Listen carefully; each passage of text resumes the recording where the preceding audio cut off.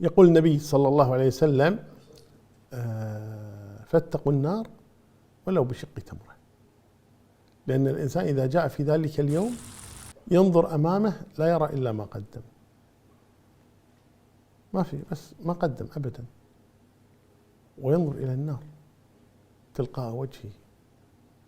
يعني أعمالك هي التي تكون سببا في دخول الجنة أو دخول النار، ولا يلومن أحد إلا نفسه.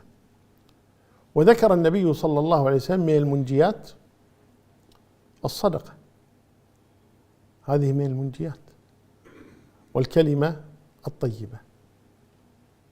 إذن الإحسان إلى الخلق، الإحسان إلى الخلق إما بالمال وإما بالمقال.